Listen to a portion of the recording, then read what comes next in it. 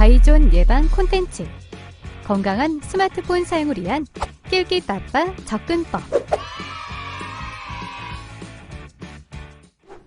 여러분 안녕하세요. 아나운서 조혜지입니다.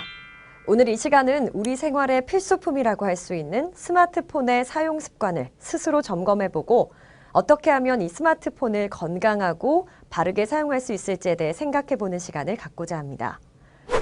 우리나라 성인 거의 모두가 스마트폰을 사용하고 있는데요.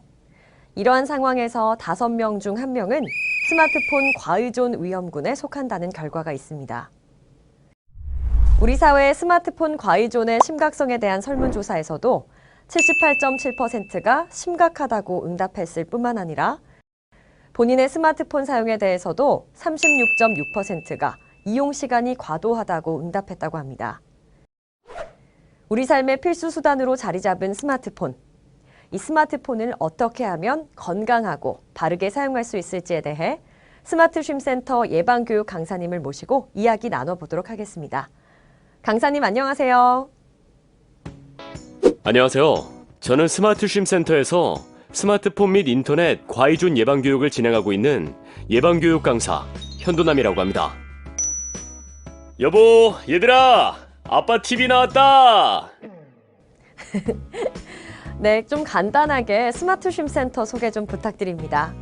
네, 스마트 쉼센터는요, 스마트폰 과의존 예방 및 해소 사업을 진행하고 있습니다. 특별히 오늘은 낄끼빠빠 접근법이라는 주제로 대학생과 직장인분들을 대상으로 스마트폰 과의존 예방에 대해 이야기를 나누고자 이렇게 찾아뵙게 되었습니다. 우리가 인간관계에서 낄 땐 끼고 빠질 땐 빠져라라는 말을 줄여서 흔히 낄끼빠빠라고 하잖아요. 스마트폰 사용에 있어서도 꼭 필요한 부분은 조절해서 사용하고 그렇지 않은 부분은 다른 방법으로 대체해서 사용하자는 의미에서 낄끼빠빠식 접근법이라는 이름을 붙여보았습니다.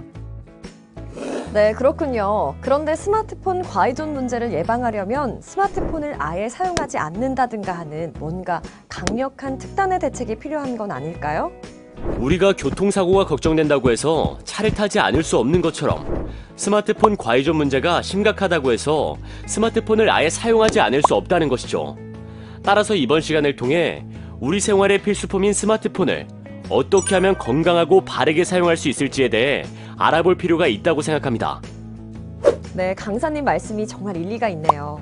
그렇다면 강사님, 스마트폰을 어떻게 사용했을 때 스마트폰 과의존 위험군이라고 이야기하나요? 여러분들의 스마트폰 과의존 위험군에 대한 이해를 돕기 위해 지금부터 10손가락 접기 게임을 해볼 텐데요. 먼저 10손가락을 쫙 펴시고요. 지금부터 제가 스마트폰 사용 습관과 관련해서 10가지 경우를 제시하겠습니다. 자신에게 해당될 때마다 손가락을 하나씩 접으시면 됩니다. 그럼 시작하겠습니다. 첫 번째, 버스나 지하철, 자동차를 타면 일단 스마트폰부터 꺼낸다. 두 번째, 잠들기 전 스마트폰을 사용하다가 잠이 든다. 세 번째, 화장실에 갈 때나 밥을 먹을 때 스마트폰을 본다.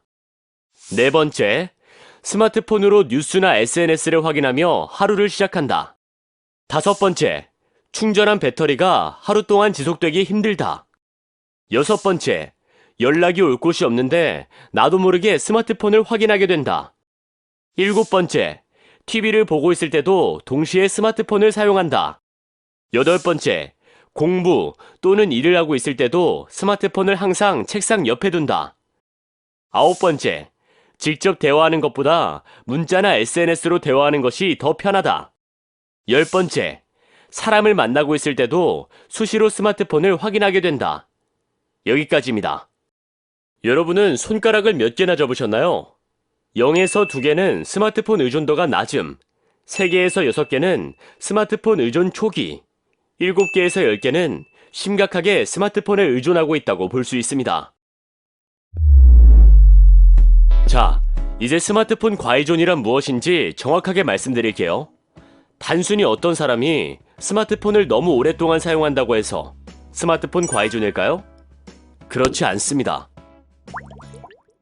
바로 현저성, 조절 실패, 문제적 결과, 이 3가지 영역으로 나누어서 고려해야 합니다. 이 단어들을 조금 더 쉽게 말씀드릴게요. 첫째, 현저성은 스마트폰을 사용하지 않을 때도 자꾸 스마트폰이 생각나거나 스마트폰을 사용하고 싶은 충동을 느끼는 것을 의미합니다. 둘째, 조절 실패는 스스로 세운 스마트폰 사용 시간 약속을 제대로 지키지 못하는 것을 의미합니다. 셋째, 문제적 결과는 자신의 스마트폰 사용 습관으로 인해 건강, 학업, 그리고 대인관계에 문제가 생긴 경우를 의미합니다. 건강, 업무, 학업, 대인관계에 문제가 생긴 경우라 하면 구체적으로 어떤 경우를 말하는 거예요? 스마트폰 사용으로 인해 신체의 특정 부위가 아픈 경우, 스마트폰 사용으로 인해 다음날 지각을 한다거나 수업이나 업무에 집중하지 못하고 조는 일이 반복되는 경우, 스마트폰 사용으로 인해 현실에서의 대인관계가 축소되거나 가족, 친구 및 동료와의 갈등이 생기는 경우가 바로 문제적 결과에 해당한다고 볼 수 있습니다. 자신의 스마트폰 과의존 수준을 구체적으로 진단할 수 있는 방법을 소개해 드릴게요. 스마트쉼 센터 홈페이지에 접속하시면 첫 번째 화면 오른쪽에 과의존 진단이라는 부분이 있습니다. 여기에 간단한 정보만 입력하시면 곧바로 스마트폰 과의존 진단 여부를 체크할 수 있고 결과도 확인하실 수 있습니다. 스마트폰 과의존이라고 제가 판단하는 정말 쉬운 방법을 말씀드리면요. 자신의 스마트폰 사용 습관 때문에 나 또는 내 주위의 사람이 신체적으로, 정신적으로 행복하지 않다면 스마트폰 과의존이라고 말할 수 있습니다. 제가 하루 일과를 예로 들어서 스마트폰 과의존에 대해 말씀드릴게요. 학업과 업무를 모두 마치고 집에 들어와서 씻고 저녁을 먹고 설거지도 하고 아이도 재웠습니다. 이제야 비로소 시작되는 진정한 나만의 시간. 바로 잠들기 전이죠. 이때 스마트폰을 사용하는 맛이야말로 정말 꿀맛입니다. 하지만 안타깝게도 우리의 신체가 느끼는 맛은 죽을 맛입니다. 스마트폰에서 나오는 청색광, 즉 블루라이트가 인체의 수면을 유도하는 멜라토닌이라는 호르몬의 분비를 억제시킵니다. 이 때문에 수면 시간이 부족해지거나 수면 시간은 충분하다 해도 수면의 질을 떨어뜨리게 됩니다. 다음날 아침이 되었습니다. 퀭한 눈으로 겨우 잠자리에서 일어나 허겁지겁 준비를 하고 아침 식사도 거른 채 지하철 또는 버스를 타고 집을 나섭니다. 그런데 여기에서 잠깐 이어폰을 귀에 꽂은 채 스마트폰으로 영상을 보거나 게임을 합니다. 그런데 조용한 장소가 아닌 곳에서 이어폰을 사용할 때에는 필연적으로 스마트폰의 음량을 높일 수밖에 없습니다. 소리는 곧 소음이 되고 이를 감지하는 달팽이관은 점점 손상됩니다. 나중에는 이것이 바로 소음성 난청으로 발전해서 회복이 어렵게 되죠. 대중교통을 이용하지 않고 직접 운전을 하기도 합니다. 그런데 이런 스마트폰을 사용하면서 통화, 메신저 사용은 물론이고 틈틈이 게임도 하고 있군요. 정말 위험한 모습입니다. 우여곡절 끝에 학교 또는 회사에 도착했습니다. 하지만 아직 오전임에도 불구하고 뇌는 이미 많이 지쳐 있습니다. 이러한 상태에서는 정상적으로 학업 또는 업무에 집중할 수 없겠죠. 그럼에도 불구하고 나도 모르게 시도 때도 없이 스마트폰을 확인하게 됩니다. 학업과 업무를 모두 마치고 나서 집으로 돌아오는 길에 이어폰을 또 귀에 꽂은 채 스마트폰을 사용합니다. 씻고 저녁을 먹고 설거지하고 아이들을 재우고 나서 다시 스마트폰을 사용하는 나는 꿀맛. 우리 몸은 죽을 맛인 시간이 반복되고 하루가 마무리됩니다. 이러한 패턴이 반복되면 수면 문제, 기억력 저하, 불안, 우울, 소음성 난청, 안구건조증, 거북목 증후군, 손목 터널 증후군과 같은 부정적인 결과를 가져오게 되고 대인관계에 있어서는 축소, 단절 또는 갈등의 결과를 불러오게 됩니다. 지금까지는 내가 스마트폰을 많이 사용할 때도 있지라고 막연하게만 생각했었는데 하루 일과를 통해 구체적으로 살펴보니까 우리의 스마트폰 과의존 문제가 생각보다 좀 심각하네요. 그럼 어떻게 하면 이 스마트폰 과의존 문제를 해결할 수 있을까요? 문제를 해결할 수 있는 방법은 문제의 처음으로 돌아가는 것입니다. 우리가 왜 스마트폰을 사용하게 되었는지에 대해 생각해보는 것이죠. 우리는 스마트폰을 왜 사용하는 것일까요? 우리가 스마트폰을 사용하는 이유를 분석해보면 크게 4가지로 나누어 생각해볼 수 있습니다. 정보, 편리함, 관계, 행복감. 이 4가지 측면에서 유익함이 있기 때문인데요. 이 4가지를 스마트폰을 통해서만 얻으려는 생활습관 패턴에 변화를 주면 스마트폰 과의존 문제를 해결할 수 있습니다. 사실 정보와 편리함이라는 이 두 가지 영역만큼은 스마트폰을 대체할 수 있는 다른 수단을 찾기가 힘든 것이 사실입니다. 그래서 이 두 가지 영역은 몇 가지 방법을 통해 사용 시간을 조절하면서도 효율적으로 사용할 수 있습니다. 하지만 관계와 행복감은 굳이 스마트폰이 아니어도, 아니, 오히려 스마트폰보다 효과가 좋은 다른 수단을 찾을 수 있습니다. 정보와 편리함의 영역은 스마트폰 사용량을 조절하면서도 효율적으로 사용할 필요가 있습니다. 먼저 자신의 스마트폰의 설정 화면에서 데이터 및 와이파이 사용량 확인을 통해 자신이 스마트폰을 얼마나 많이 사용하고 있는지 점검해 볼 필요가 있습니다.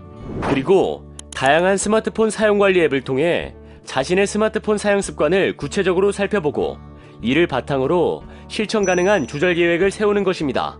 마지막으로 다양한 경로를 통해서 양산되고 있는 가짜 정보를 걸러내고 정확한 정보에 보다 효율적으로 접근할 수 있는 방법을 발전시킬 필요가 있습니다. 관계와 행복감 부분은 스마트폰이 아닌 다른 더 좋은 방법으로 대체할 수 있습니다. 먼저 관계 영역입니다.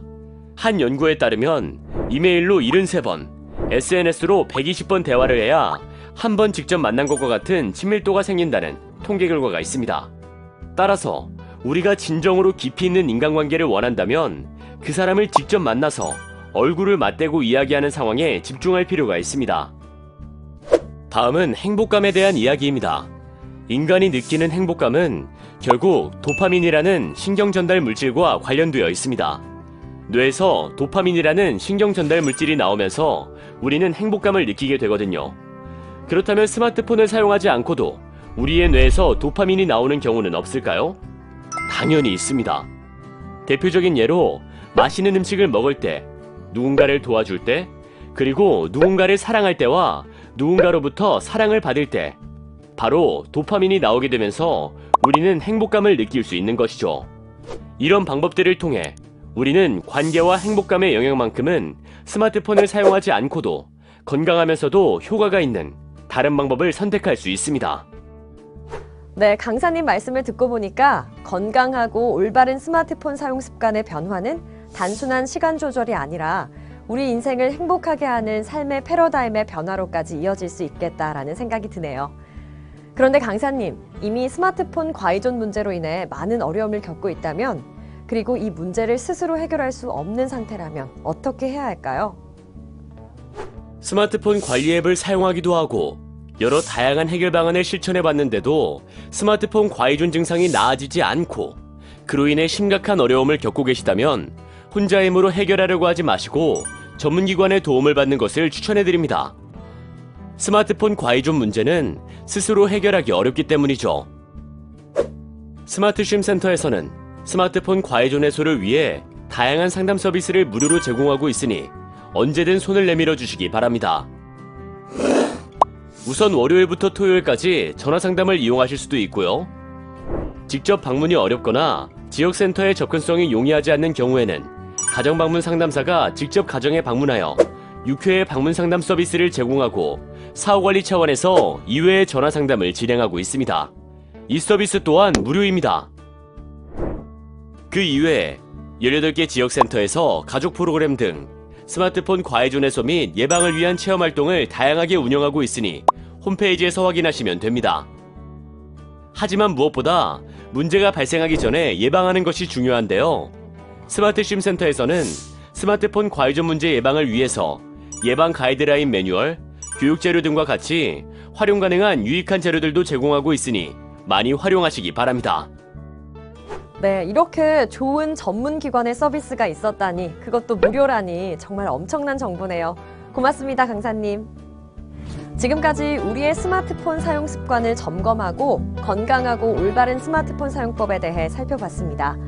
스마트폰 사용 습관의 변화는 결국 나와 다른 사람의 삶을 변화시키는 행복한 변화입니다. 이러한 변화에 한번 동참해 보시는 건 어떨까요? 지금까지 아나운서 조혜지였습니다.